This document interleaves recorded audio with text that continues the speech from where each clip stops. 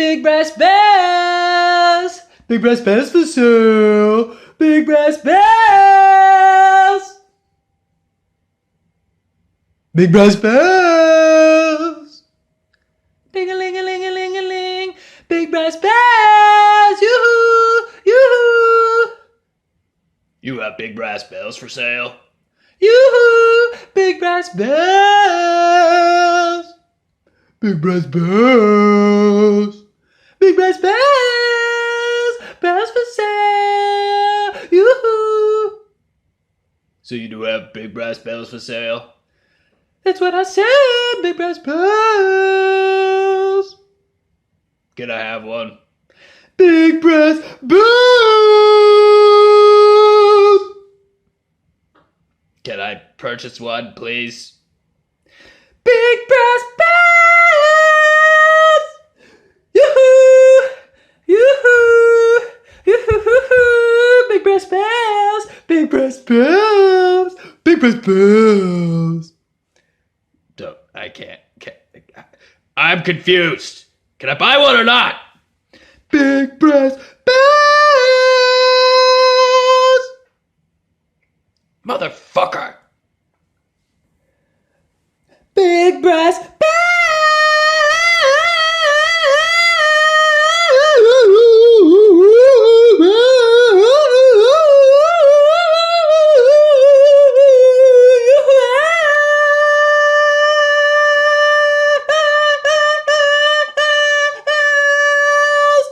Big brass bells! Yes, they're for sale! Well, thank you. Give it one. Give me one. Thank you. Thank you. Thank you. Thank you. Yoo-hoo! Hello and welcome. My name is Dustin Chambers, and this is another edition of my podcast called Cutting Comedy Down to the Bone and breaking it apart and eating the marrow and sucking it up and yeah. So here we go. You just heard that sketch by that was by Donnie Greco. It's called Big Brass Bells, I believe, and you're probably a little confused by that one. It's pretty high concept. I heard through the back alleys that he tried 57 different voices and 15 different types of metal before settling in on the perfect one there and also various adjectives of size to describe the bells, and not just size but various qualities that a bell might contain. I heard tiny silver bell, obviously not very funny. So I also heard gigantic pillow bell. That's just obviously that's some absurdist humor, but there's obviously we're all comedic, you might say comedy nerds here. We understand that there's absurd humor. There's a range there, and then there's just dumb, where it's still absurd, but it's beyond the silliness of, hey, this doesn't make sense. So a pillow bell, how the fuck would that even work? A pillow bell, you can't even. Anyway, so I heard many, as you might imagine, a wide range of combinations were used, and eventually he honed in on big brass and bell, which clearly there's some alliteration, and if you want me to get more specific, obviously that's some consonants. I'll say that again one more time: consonants, which they all just kind of build, they add together to create an image of this gigantic bell that this matron is selling. Let's imagine the manner in which she's yelling this. It's possibly on a street corner. The artist has left us to decide exactly what's happening there. But in as I've dissected this and gone back through it time after time, that's what I come back to. Probably some kind of outdoor market, possibly in Little Italy or Little Switzerland, in Columbus, or possibly somewhere in outside of Santa Fe. That's just my personal opinion. That's pure speculation, but that is based on thousands of hours of listening and dissecting and critiquing comedy in a professional capacity. Okay, so what's going on here? There's a woman clearly selling bells that are big and made of brass. That's very clear. There's also introduced later a male character who is attempting to procure one of these bells. And the central humor, as I see it in this piece, is that this woman, this saleswoman, is so incredibly enthusiastic about selling these bells, given her volume, given the repetition of the wares that she is selling over and over. She is so enthusiastic, yet ignores this man who in fact wishes to purchase these bells. So there's a juxtaposition of desires there. There is dare I say some irony in the situation, where if perhaps this woman was just a little bit less enthusiastic about selling these bells, she would in fact be able to sell a bell. Now, we could say that taking a sociological look at this sketch, we could say perhaps this woman represents runaway American capitalism, and that her enthusiasm, perhaps she represents America, Liberty Bell, something like that. Perhaps her enthusiasm for selling this product, leading to her being unable to sell that product, could be interpreted as American capitalism being so over enthusiastic in being so over enthusiastic and attempting to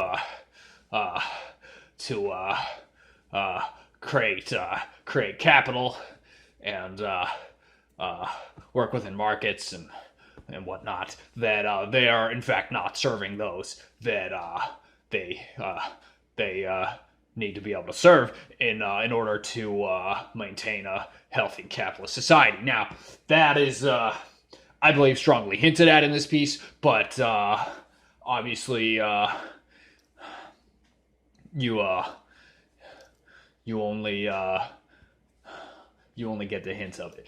But in my professional capacity of being a critiquer of these pieces for years, in professional capacity, that's my professional opinion. Now, I want to bring your attention to what I believe is a very interesting part of this piece.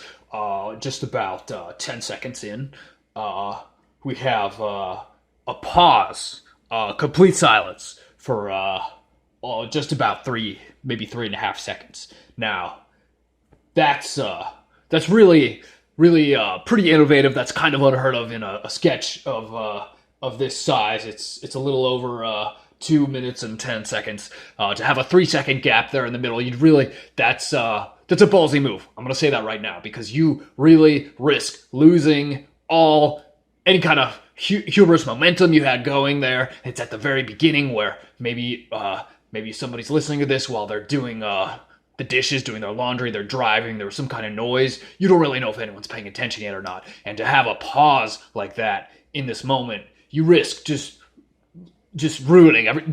People might wonder, is the sketch over? Is it done? What is this? Is my phone malfunctioning? But it's actually quite a magical moment, because this woman selling her wares, she yells out, Then there's a pause, and obviously it builds in anticipation of what's going to happen next. We're not sure. Maybe something new character is going to be introduced, but no, it's actually just that same woman at a even louder volume, continuing to sell her bells that are large and made of brass, which is it's an inversion of expectation, may I say, because we've been listening to this woman selling her wares very loudly, very enthusiastically. Then there's a pause, and the most likely scenario here is that something different's going to happen. And if you're a seasoned comedy enthusiast, if you listen to these pieces as I have for as long as I have in a professional capacity, you find yourself expecting certain things where maybe the layperson would not. They'd be along for the ride, but I find myself expecting certain things. I found myself expecting perhaps a different voice, perhaps a new character that would fit the pattern of normal comedy, whereas here there's this massive pause, which is in itself totally almost completely without precedent, and so that obviously I'm intrigued at that point. And then to have the exact same voice come back in, it's just like, oh, fuck me where it feels good, you know. That it's just I wanted to call your attention to that moment. So now I want to bring attention to the overall structure of this piece, where this woman is just completely ignoring her willing customer here, and he's becoming increasingly frustrated, climaxing in use of the word fuck. And the woman selling her wares, she also becomes increasingly enthusiastic in her vocalizations of trying to sell these large bells that are made of brass. And this comes to a head at about the 1 minute and 31 mark, where she really just kind of goes all out and is just hitting those high notes. And you may have missed it, but somewhere in there, I believe she sneaks in a yoo-hoo. That's a reference to the yoo-hoos she was saying earlier. Call back there. And then after this pattern of this woman ignoring her customer has been established, this pattern is then subverted after the climax, where she does indeed acknowledge this customer, and the bell is exchanged. Now, if we were to look at this again from a class standpoint, from a economic theory, as a metaphor for that, then perhaps it could be seen as a possible readjustment of a capitalist society where the merchants, the capitalists, are seen to understand they are not serving their customers, and they adjust their practices accordingly. Thank you. So, once again, my name's Dustin Chambers, and this has been another episode of my podcast, cutting comedy down to the bone and breaking it apart and eating the marrow and sucking it up, and yeah.